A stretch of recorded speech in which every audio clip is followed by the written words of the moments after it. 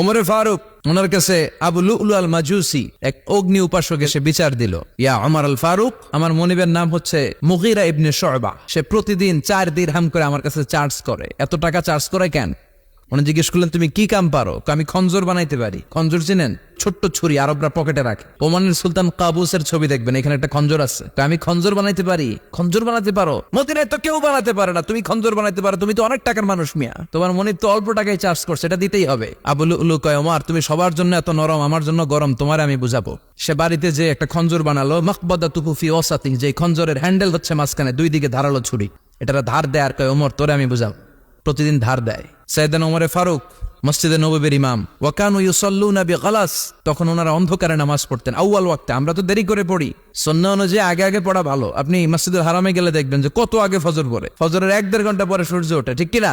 তো সে একবার ছদ্মবেশে ফজরের সময় প্রথম কাতারে যে হাজির, আসলে কিন্তু মাজুসি, সূর্যের পূজা করে। খঞ্জরটা নিয়ে এসে দাঁড়ালেন। ওমরে ফারুক ফজরের সময় ঢুকলেন, বললেন আকিমিস সালাহ, একামত দাও। একামত দেয়া হলো। ওমরে ফারুক আল্লাহু আকবার বলে অন্ধকারে ফজরের সালাত শুরু করলেন।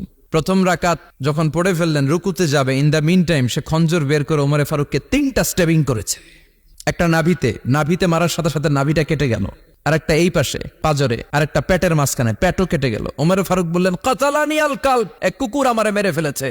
ওমরে ফারুককে পিছনে নিয়ে যাওয়া হলো। আব্দুর রহমান ইবনে আউফকে টেনে ইমামতির জায়গায় নেওয়া হলো। আর সে কাতারের মাঝখান দিয়ে খঞ্জর ঘুরাতে ঘুরাতে আগাতে লাগলো। ওর খঞ্জরের আঘাতে 7 থেকে 8 জন সাহাবী স্পট ডেথ, জায়গায় শেষ। ওমরে ফারুক বেহুশ ওমরে ফারুক। ওনার মুখে দুধ দেয়, দুধ ওই নাভি দিয়ে বের হয়ে যায়। নাভিজ দেয়, নাভিজ পেট দিয়ে বের হয়ে যায়। রাষ্ট্রীয় চিকিৎসকরা বুঝতে পারলো উনি আর বাঁচবে না, বেহুশ। সবাই দাঁড়িয়ে আছে। কি হয় আমাদের আমিরুল মুমিনিনের? 10টি বছর তিনি অর্ধ পৃথিবীর শাসন করেছেন। উনার ভয়ে বাঘে মহিষে 1 ঘাটে পানি খেত। হুশ ফেরার পরে ওমরে ফারুক বলেন, আমারে মারছে কে? আমার কি অবস্থা, বাঁচবো কিনা?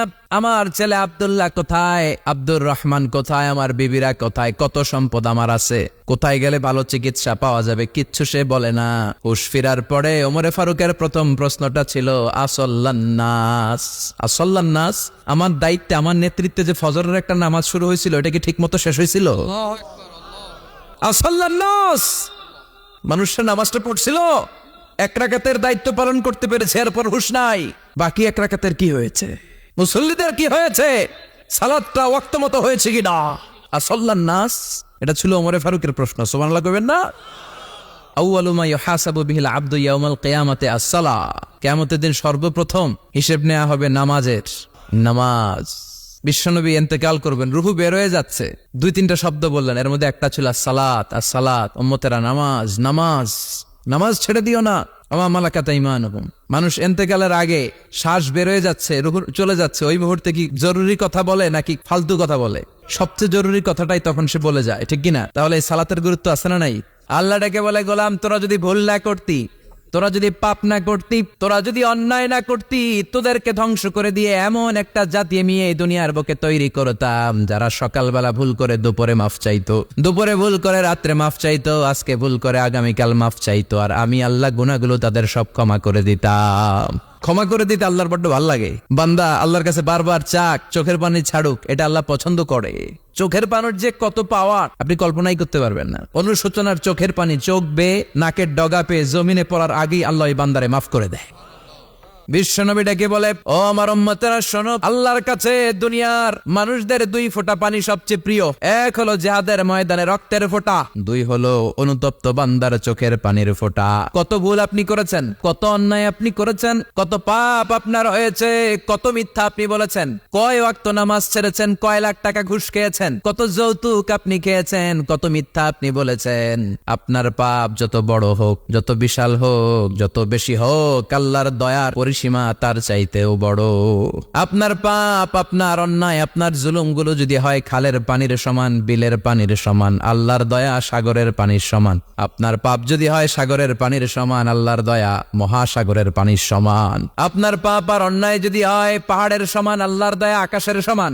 আপনার পাপ যদি হয় আকাশের সমান, আল্লাহর দয়া আরশের সমান। এজন্য আল্লাহ বললেন, ইয়া আইয়ুহাল্লাযীনা আমানু তুবু ইলাল্লাহ ইলাল্লাহি তাওবাতান নাসুহা।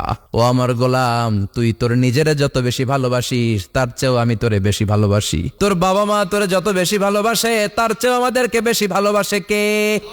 আল্লাহ বললেন ভালোবাসারে তৈরি করার পরে আমি 100 টুকরা করলাম, 99 টুকরা ভালোবাসা আমি আল্লাহ নিজের মধ্যে রেখে দিলাম, 1 টুকরা ভালোবাসা গোটা বিশ্বের সবার মধ্যে আমি ভাগ করে দিলাম। 1 টুকরা ভালোবাসা পেয়ে আমাদের অবস্থা দেখছেন? আল্লাহ যদি 1 টুকরা না দিয়ে আমগরে 30 টুকরা দিত, কথা কন, 1 টুকরা না দিয়ে 80 টুকরা দিলে কি হইতো? এজন্য আল্লাহ ডেকে বললেন, গোলাম আমি যে তোদের কত ভালোবাসি তোর ধারণা নাই। চোখের পানি ছাড়, গুনার কথা স্মরণ কর, তওবা কর, তওবার মতো তওবা করলে সব গুনাহ মাফ করে দিতে পারে কে? বিশ্বনবী বলে আমার কোনো গুনাহ নাই, তারপরেও প্রতিদিন 70 বারেরও বেশি আমি তওবা করি। আল্লাহে ইন্নী আস্তাগফিরুল্লাহ ওয়া আতুবু ইলাইহি আকসার মিন 70 মাররা। Could you imagine that? কল্পনা করছেন কোনদিন যে নবীর গুনাহ নাই, ওই নবী তওবা পড়ে প্রতিদিন 70 বার, আকসার 70 বারেরও বেশি। আমার পড়া দরকার কয়বার? আপনার পড়া দরকার কয়বার? বিশ্বনবী 70 বারের বেশি বলে আমাদের পড়া দরকার কয়বার? আর আমরা প্রতিদিন পড়ি কয়বার? আমাদের ভুল হবে, ভুল হতে সমস্যা নাই, ভুল হওয়াই মানুষের স্বভাব, কিন্তু ভুল হওয়ার পরে ভুলের উপর অটল থাকা যাবে না। শয়তান আর মানুষের মধ্যে এই মৌলিক পার্থক্য। শয়তান ভুল করে ভুলের উপরই আছে, ঠিক কিনা? ক্ষমা চায় নাই, কিন্তু আমরা সকালে ভুল করলে দুপুরে মাপ চাই কার কাছে? মৃত্যুর আগ পর্যন্ত আমরা ক্ষমা চাইলে ক্ষমা করে দিবে কে? সব সময় 24/7 তওবার দরজা খোলা, 2টা সময় ছাড়া। ভালো করে মনে রাখবেন, মুখস্থ ঠোঁটস্থ যেন থাকে। 2টার সময় তওবা কবুল হয় না, চিৎকার করে বলেন কয় সময়? এক হলো বাদাল গরগরা, গরগরানি যখন আসে, মালাকুল মাউত যখন চলে আসে, মালাকুল মাউতরে যখন দেখে ফেলবেন তখন তওবা কবুল হবে নাকি? কথা কন। ফেরাউনের নাম শুনছেন? ওরা যখন আল্লাহ লোহিত সাগরে ডুবাইয়া পানি খাওয়াইতে লাগলো, পানি খাইতে খাইতে পেটটা হয়েছে এত বড়, আর পানি খাইতে পারেন। এরপর হাত তুলে কয় আনা মিনাল মুসলিমিন, কোরআনের আয়াত, আনা মিনাল, হাত তুলে কয় আমি মুসলমান। ফেরাউন নাই বলে মুসলমান, আমরা যেমন কই। ফেরাউন হাত তুলে কয় আনা মিনাল মুসলিমিন। আল্লাহ কয় টাইম ইজ আপ, দেরি করছস, অনেক সময় দিলাম, অনেক সুস্থ রেখেছি, ক্ষমতা দিয়েছি, দাপট দিয়েছি, তখন যদি ঘাটটা নত করে, মাথাটা নত করে একবার ক্ষমা চাইতি, ফেরাউন তোরেও ক্ষমা করে দিতাম। কিন্তু সময় শেষ হওয়ার পরে আমি মুসলমানদের অন্তর্ভুক্ত বললে কোনো লাভ হবে নাকি? আল্লাহ বলল সময় নাই, সময় শেষ। কারণ মুসা আলাইহিস সালামের চাচাতো ভাই অনেক দাওয়াত দিল জাকাত দে, কারণ জাকাত দিব না, এই সম্পদ আমি কামাইছি, আল্লাহ দেয় নাই। মুসা আলাইহিস সালাম বললেন তাহলে আযাবের অপেক্ষা কর। আযাব চলে আসলো, আল্লাহ বলেন মুসা সেফ জোনে যাও, সরো, এখনই আযাব। ফাখাসাফনা বিহি ওয়া বিদারিহিল আরদ, পুরো ফাইয়ুমের জমিনটার আল্লাহ কাঁপিয়ে দিলেন, আর কারুনকে সহ পুরো সম্পত্তি তার জামিনের ভিতরে দাবিয়ে দিলেন। হাঁটু পর্যন্ত কারুন দেবে যায়, ভাবছে উঠে যাবে, কোমর পর্যন্ত দেবে যায়, ভাবছে উঠে যাবে, গলা পর্যন্ত যখন দেবে যায় আর সুযোগ নাই। কয় মুসা আমার সব সম্পত্তি তরে আর তোর আল্লাহরে দিয়ে দিলাম, আমারে বাঁচা, আমারে সব সম্পত্তি তোর আর তোর আল্লাহর, আমারে খালি বাঁচা, চাচা আপন প্রাণ। আল্লাহ বলে সময় শেষ। তার মানে বাদাল গরগরা তওবা কিন্তু আর কবুল হয় না।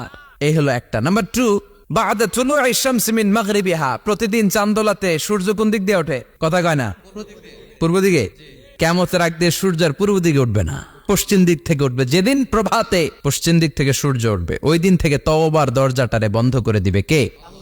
তার আগ মুহূর্ত পর্যন্ত জীবনে যত গুনাহ করেছি, অন্যায় করেছি, চোখের পানি ছেড়ে ক্ষমা চাইলে ক্ষমা করবে কে?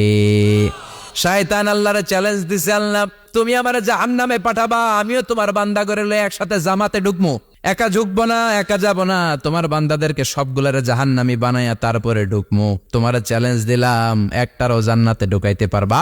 আল্লাহকে তুই আমার চ্যালেঞ্জ দিলি? আমি তো সব রাজার বড় রাজা, মহারাজা, আমার চ্যালেঞ্জ দেশ, এত সাহস পাইলি কই? তুই আজীবন ওয়াসওয়াসা দিয়ে পাপ কাজ করাবি, একদিন তাফসীর মাহফিলে এসে আমার বান্দা ক্ষমা চাবে, আমি মাফ করে দেবো, তুই কি করবি? আজীবন অন্যায় করবে, আজীবন পাপ করবে, জুলুম করবে, একদিন চোখের পানি ছেড়ে আমার কাছে কান্নার মতো কান্না করলে আমি সব গুনাহ মাফ করে দেব। সাইয়েদনা আদম আলাইহিস সালাম ভুল করলেন, দুনিয়ায় এসে শত শত বছর কাঁদলেন, কিন্তু ক্ষমা হয় না। আল্লাহরে বললেন আল্লাহ কি করলে ক্ষমা পাবো বলো? ফাতালাক্কা আদামু মির রাব্বিহি কালিমাতিন ফাতাবা আলাই। আল্লাহ বললেন ও আদম তোমারে কিছু কালেমা শিখায়ে দেই, এই কালেমাগুলো দিয়ে আমার কাছে দোয়া করো, ক্ষমা করে দেব। আল্লাহ শিখায়ে দিলেন ও আদম 2 হাত তুলে চোখের পানি ছেড়ে আমার কাছে পড়ো, রব্বানা, পড়েন, রব্বানা যালামনা আনফুসানা ওয়া ইল্লাম তাগফির লানা ওয়া তারহামনা লানাকুনান্না মিনাল খাসিরিন। এটা শিখাইতেছিল আল্লাহ।